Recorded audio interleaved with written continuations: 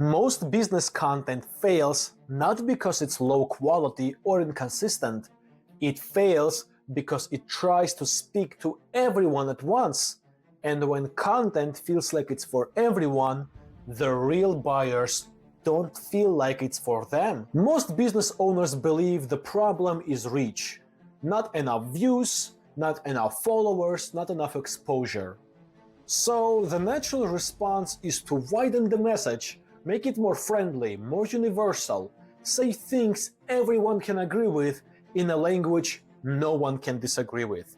And this is the trap that quietly chokes most businesses. Because attention isn't scarce on social media, meaning is. And when your message doesn't clearly signal who's it for, it stops signaling value at all. From the viewer's perspective, your content doesn't feel wrong, it just feels irrelevant. They don't see your content and go, "Oh, I hate this," but they do think, "This isn't for me," and keep scrolling. This is the most dangerous kind of failure because it's silent. Bad content doesn't get rejected, ignored, or criticized. There are no angry comments or backlash. Instead, your brand slowly trains the market and the algorithm that there is nothing special going on about you. And that's the real cost of vague positioning. Not criticism, but invisibility. By trying to attract more people, businesses remove the very cues that the real buyers rely on to understand your value. This isn't a posting problem. It's a positioning problem.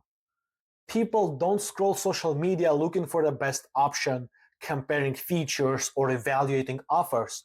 They're forming quick impressions about the people and brands that appear on their feed. They go deeper and pay closer attention only when a piece of content reflects one of three things: a state of mind they already in, a problem they already feel, or a desire they already carry, often without fully understanding it themselves. That is why generic advice underperforms.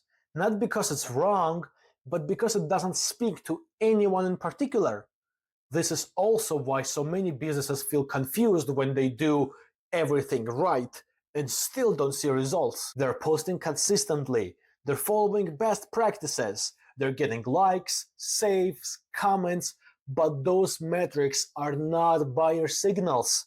Engagement measures visibility. It does not measure trust or conversion.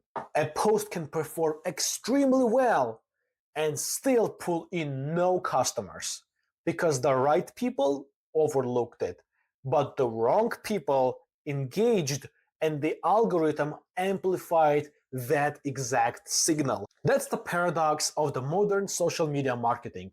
The algorithm rewards engagement, but businesses need trust. When those two are misaligned, your visibility may increase, but you won't grow your business operations. Strong brands don't persuade people to care. They describe the reality so accurately that the right people lean in on their own. Take Nike, for example.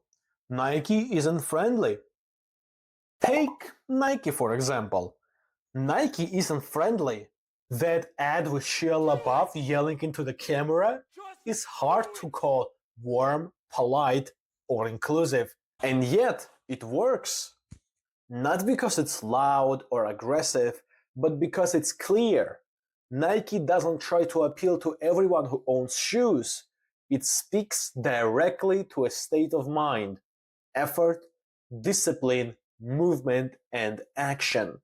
Not just professional athletes, but people who identify with that mentality.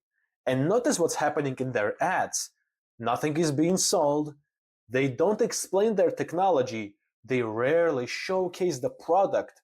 The message is simply clear enough that the relevance becomes obvious. If that mindset resonates with you, next time you'll be shopping for sneakers, Nike will feel like an obvious choice. If it doesn't, you scroll past without friction, no harm done. No persuasion, no argument, no rejection, just pure recognition.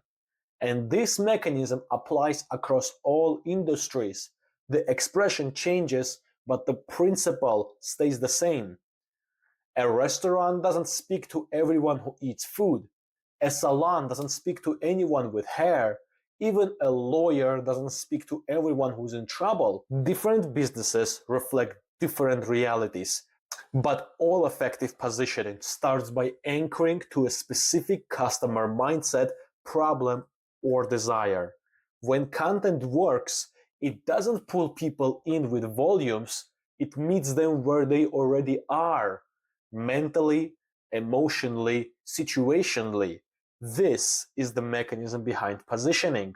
Not attraction versus repulsion, but recognition versus noise. Once you see it this way, a lot of social media confusion starts to disappear. Positioning isn't about being louder. It's not about posting more. It's not about even niching down in a way it's usually taught. It's about aligning your brand and content with how customer already sees the world. You might want to achieve that by trying to explain what you do. But buyers don't choose based on explanations, feature lists, or information dumps. They choose based on whether something feels aligned with how they already see themselves or how they want to see themselves. That's why the strongest content doesn't just describe a product, it reflects a mindset, not just our restaurant offers big, juicy burgers, but something closer to food for people with higher standards. Same product, different signal. When your content commits to positioning at this level, something important changes. The right people feel understood without being convinced. Everyone else disengages quietly with no friction, and your message becomes easier to recognize over time. This is also why consistency matters after positioning, not before it. Without clarity, consistency just amplifies noise.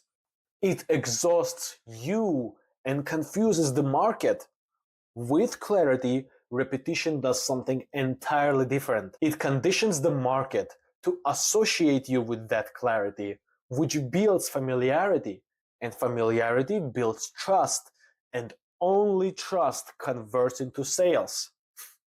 At that point, content stops being something you push and becomes something people recognize. So the real question isn't how do I attract more people with my content? It's this: what reality does my ideal customer already live in that my content should mirror back to them? Answer that, and your content stops chasing attention and starts building brand recognition. If this helps clarify how social media marketing actually works, subscribe. This channel is about using content to grow your business, not chase vanity metrics. But if you need help fixing your business right now, email us. We'll take a look and tell you how can we help.